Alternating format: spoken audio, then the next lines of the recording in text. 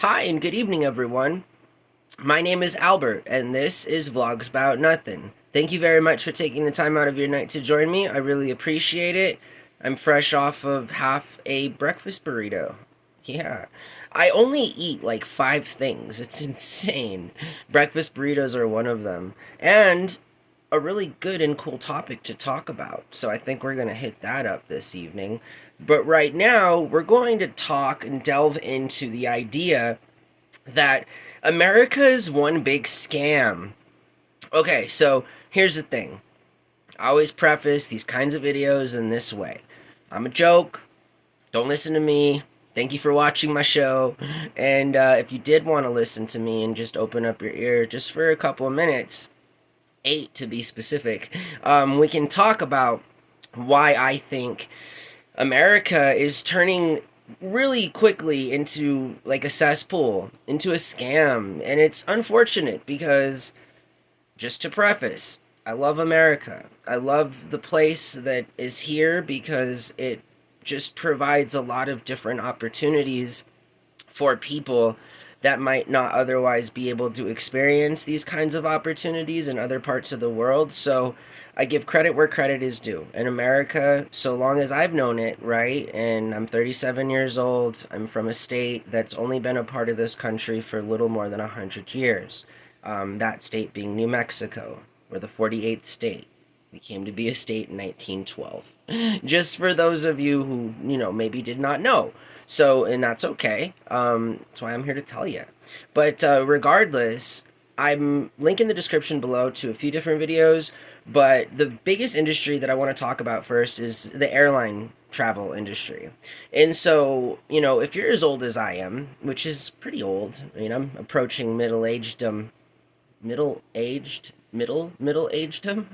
don't know if that's a thing, but anyways, that's the truth of the matter. And when I was a kid, every price revolved around the cost of gasoline. So you'd always hear boomers when they were a little bit younger, and the more energetic Xers, like my parents, they'd always be talking about how the price of gas impacted everything. So everything was cheap because gasoline is cheap.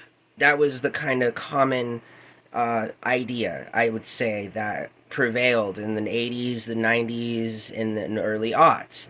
That kind of mentality. Prices were contingent upon the very basic sort of resource that it required to get you that product. And in all lack of better terms, the price of gasoline was and still is directly tied to most commodities because most commodities are shipped in somehow, and a lot of these ways that they are shipped in utilize fossil fuel, petroleum, right? Refining crude oil and turning it into gasoline.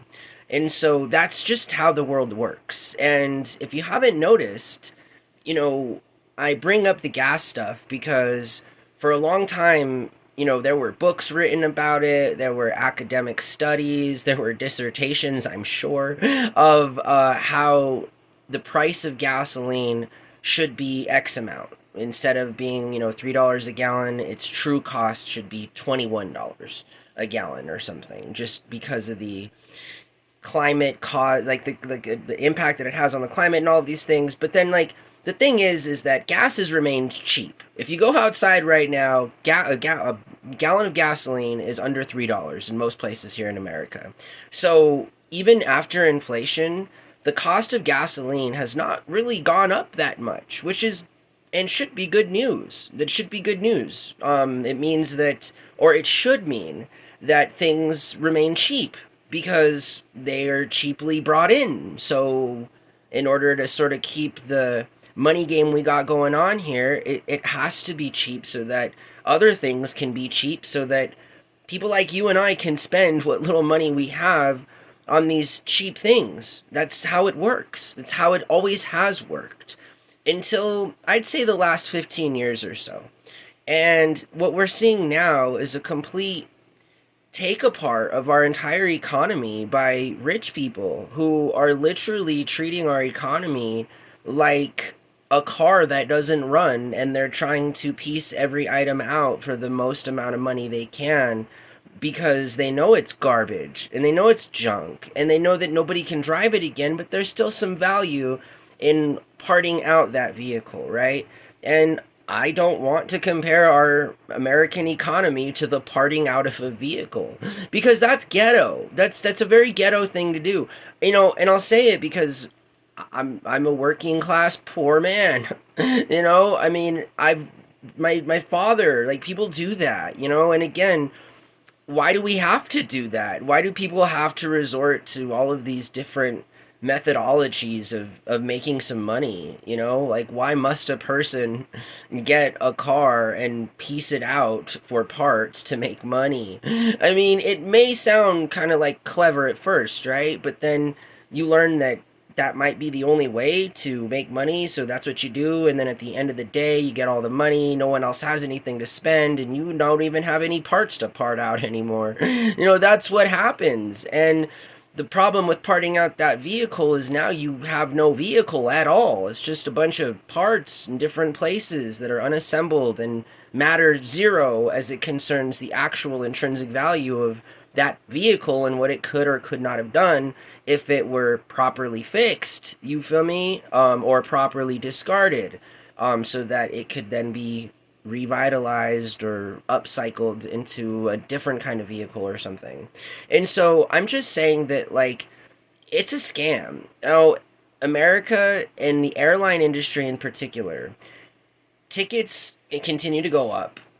Fees, fares, all of these things, and there's no justification for it. And we're still allowing it to happen.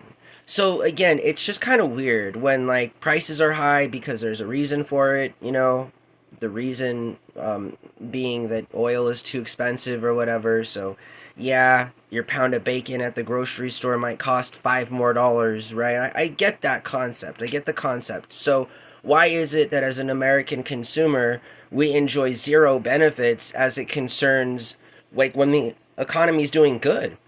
Because indicators of economies used to be like indexing the cost of a gallon of gasoline, and because that matters tremendously. It does. It is a standard metric of how to determine whether or not a place or a community is doing well, economically speaking. It's just a real good way to do that, and because it's so standard, and because everyone is impacted at some level on the price of a gallon of gasoline.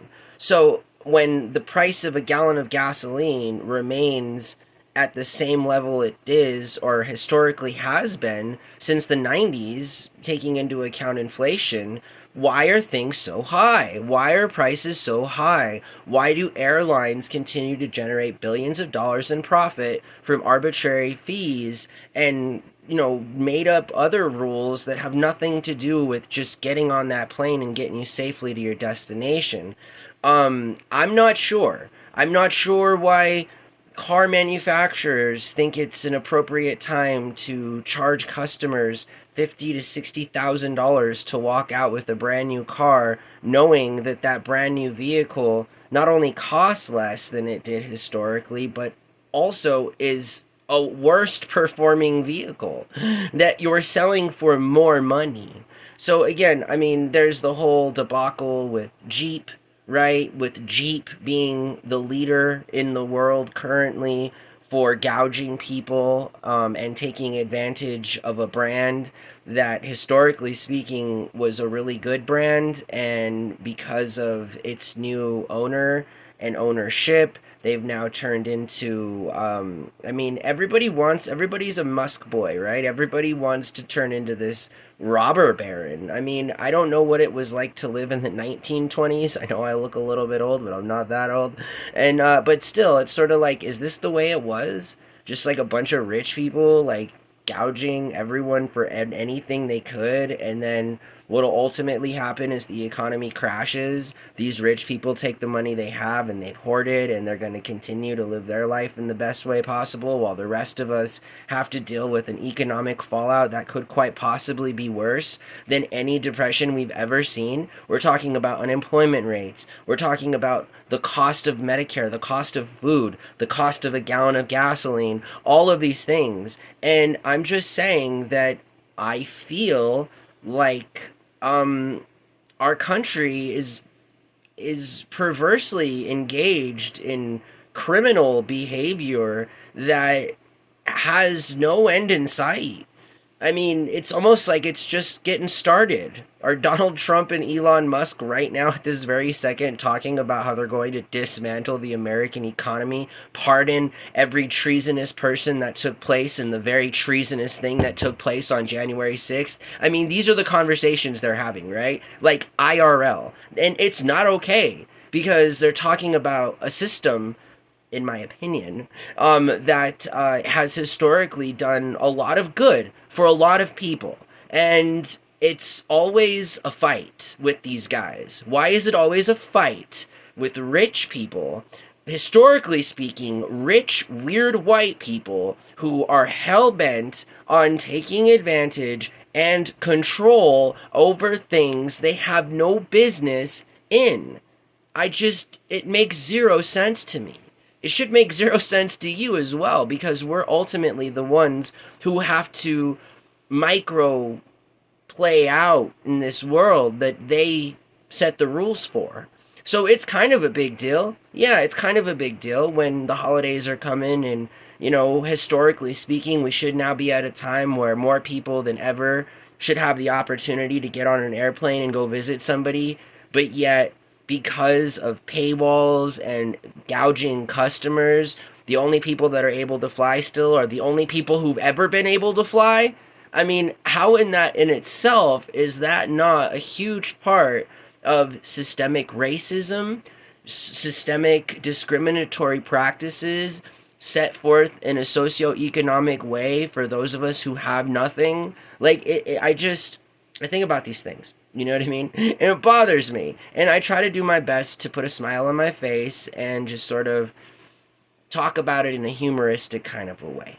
I do not even know if that's a word. And, but seriously, it's what I gotta do, right? Because if the smile doesn't follow what all of the evil things that I've just said, then it actually could be a very depressing channel. Welcome to Vlogs About Nothing, where we talk about all the worst things in the world. We don't joke about anything, and we just sit here stone-faced. So I hope that you guys are doing really well. Thanks for watching my show. I really do appreciate it. For the record, there's a lot of good people out there, and I'd say that 98% of all of you out there are not a part of this whole criminal enterprise. Indirectly and directly, we are impacted by a lot of these criminal-like moves that are being made. However, it is that 2% of all of the highest wage earners and all of those colluders and all of those criminals that continue to influence policy today, that continue to influence your take-home pay, that continue to influence things like healthcare to make sure that you don't have it because you don't deserve it, because you can't afford it. I mean, all of these things, right? Those specifically concern all those bullies out there who, again, have made it their mission in life to exploit, be evil, and lie. All of these things they think are attractive. And, some might argue that in a way they are, because criminals are our president. Criminals are sitting on major cabinet level positions that dictate how the actual world functions. Not a free market, not a capitalistic ideology, not a work and pull yourself up by your straps kind of a mentality. This is real life, and it impacts billions of people all over the world. Most of them can't even afford to have the thought in their mind of knowing what they're going to eat that night. You feel me? A lot of people out there live on $1, $2 a day. And here we are, catering and pandering to President-elect Trump, Joe Rogan, and Elon Musk. Again, this is going to be a common theme for the next 4 years, and it might not make me very popular, but I don't care. What's right is right, and what's wrong is wrong, and that will never change. So I'm not sure who decides that it changes or not, but I'm sticking with the idea that what's right is right and what's wrong is wrong, and that will always be the case. And it's pretty simple. So I hope that you guys are doing really, really well. And to conclude that up, the right thing to do is to have these conversations about why we have a sneaky suspicion that the American government, our American government, is participating in just ostentatious criminal behavior. There's no other way to define it. There's no other thing to call it. There's no other term. We're not in a professional college class. It is what it is. It's BS, and it affects you at home. So I hope that you guys have a really good night. Thanks for watching my show, and there's like a lot more to come tonight. So I had a lot of work to do. Bye.